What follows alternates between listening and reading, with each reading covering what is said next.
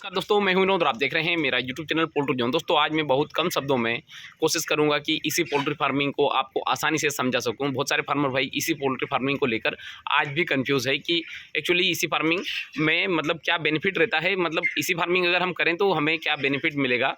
तो देखिए दोस्तों, हम शुरू से शुरू करते हैं कि देखिए जनरली पोल्ट्री फार्मर भाई क्या बोलते हैं, एसी पोल्ट्री फार्म। वास्तविकता में ये एसी पोल्ट्री फार्म नहीं होता है, ये होता है EC poultry farm, environmental control. Farm के अंदर के क्लाइमेट को आपने किस प्रकार से कंट्रोल किया वो डिपेंड करता है कि आपने फार्म के अंदर कौन सी कंपनी के इक्विपमेंट लगाए हैं। ये ब्रांडेड कंपनी या नॉन ब्रांडेड कंपनी, इससे कोई संबंध नहीं है। संबंध ये है कि आपने कैसे भी करके फार्म के अंदर के क्लाइमेट को कंट्रोल कर लिया। हमारा मुख्य उद्देश्य ईसी फार्म बनाने का यही होता है कि जो गर्मियों में के दिनों में या फिर बरसात के दिनों में होने वाली ह्यूमिडिटी, गर्मी के दिनों में होने वाली गर्मी के कारण जो मोर्टलिटी होती है, बर्ड की पेंटिंग होती है और जो वेट लॉस होता है, इसको हम कैसे भी प्रकार से कम करें। जैसे कि हम ओपन फार्म में क्या करते हैं, स्प्रिंकलर लगाते हैं, साइड में कर्टन लगा देते हैं, जैसे टाट वगैरह जिनमें पानी चलता है, तो ये सब हम एफर्ट लगाते हैं। तो वही के वही हम एफर्ट जो है इसी फार्म में लगाते हैं और हम इसको दूसरे प्रकार से कृत्रिम तरीके से हम जो है फार्म के अंदर के क्लाइमेट को कंट्रोल कर लेते हैं। तो ये हो गया हमारा इन्वायरमेंटल कंट्रोल पोल्ट्री फार्म, इसको हम इसी पोल्ट्री फार्म बोलते हैं, ठीक है ना। अब दोस्तों एक और जो महत्वपूर्ण ये है कि इसी पोल्ट्री फार्म और ओपन पोल्ट्री फार्म कैसे भिन्न हैं। हम दोनों को जो है ग्राफ के तरीके से हम समझने की कोशिश करेंगे। दोस्तों इसमें मैं परफेक्ट तरीके का कोई एक एक्सपर्ट नहीं हूँ, किंतु जो मैंने इसी पोल्ट्री फार्मिंग को समझा है और ओपन पोल्ट्री फार्म भी मैंने 4 साल किया है, तो इन दोनों को जो हम समझेंगे कि कैसे इसी पोल्ट्री फार्म और ओपन पोल्ट्री फार्म आपस में भिन्न हैं। देखिए जनरली ओपन पोल्ट्री फार्म में क्या होता है कि हम क्लाइमेट को कंट्रोल नहीं करते, क्लाइमेट नेचुरली तरीके से ही कंट्रोल होता है। अब हमारे इंडिया में जैसे गर्मी के दिनों में अगर हम बात करें तो मैक्सिमम टेम्परेचर 47-48 डिग्री भी जाता है और मिनिमम टेम्परेचर रात का जो टेम्परेचर है वो 15-17 डिग्री पे आता है। अब हमने मान लिया कि रात का टेम्परेचर जा रहा है 20 डिग्री, दिन का टेम्परेचर जा रहा है 45 डिग्री, तो हम क्या करेंगे कि हमारे फार्म का क्लाइमेट कैसे चेंज होगा।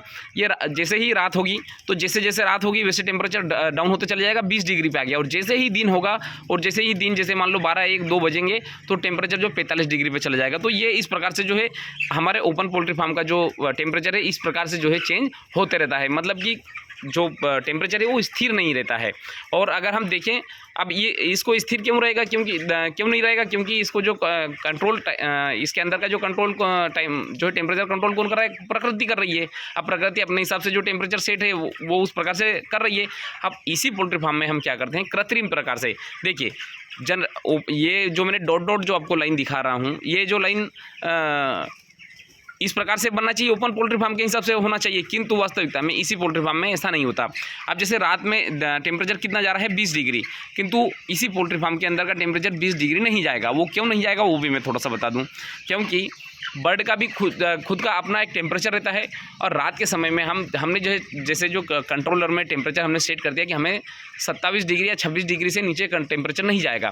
तो दोस्तों अब नीचे जाने वाले टेम्परेचर को तो हम कंट्रोल नहीं कर सकते, ऊपर जाने वाले टेम्परेचर को हम कूलिंग पैड से कंट्रोल कर सकते हैं। किंतु हम नीचे जाने वाले टेम्परेचर को कैसे कम करेंगे कि जो लगने वाले जो एग्जॉस्ट फैन जो टाइमर के ऊपर है उनकी ऑफ टाइम बढ़ा देंगे, ऑन टाइम हम कम कर देंगे। तो स्वाभाविक सी बात है फार्म के अंदर की गर्मी को कम बाहर निकालेंगे, मतलब जितनी निकालना है उतनी नहीं निकालेंगे, फिर वो कम निकालेंगे, कम चलेंगे, स्वाभाविक सी बात है कम निकालेंगे, तो फार्म के अंदर की कुछ गर्मी को हम वापस मेंटेन कर सकते हैं।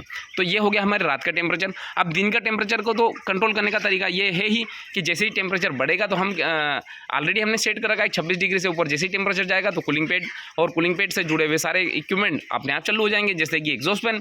अब जैसे ही टेम्परेचर बढ़ेगा तो कूलिंग पैड के ऊपर कूलिंग पैड का ऊपर कूलिंग पैड की मोटर चालू हो जाएगी और एग्जॉस्ट फैन भी चालू हो जाएंगे। तो जैसे ही टेम्परेचर 26 डिग्री को क्रॉस करेगा तो तापमान जो है बढ़ने वाला तापमान जो है कूलिंग पैड से होने वाली ठंडी हवा जो है फार्म के अंदर के वापस जो क्लाइमेट है उसको वापस कंट्रोल कर देगी। तो जो जाने वाला जो टेम्परेचर हमारा 45 डिग्री है वो 45 डिग्री पे न जाते हुए वो 25, 26, 27, 28 डिग्री पे जाके रुक जाएगा।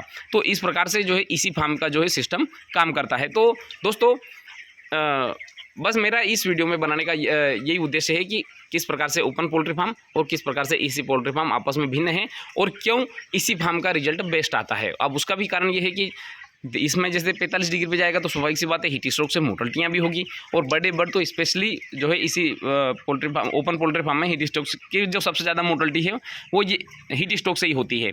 और इसके कारण जो फ्लक्चुएशन के कारण जो बीमारियाँ जो आती है वो बीमारियाँ जो है क्योंकि इसमें उल्टे जो है टेम्परेचर का फ्लक्चुएशन इतना नहीं हुआ तो बर्ड को क्लाइमेट जो है जैसा है वैसा वैसा ही मिल रहा है। अब जनरली हमें भी अगर फ्लक्चुएशन अगर टेम्परेचर अगर मिलेगा तो हमारी भी तबीयत खराब हो जाती है। तो वैसे ही वैसे ओपन पोल्ट्री फार्म में बर्ड की भी होती है।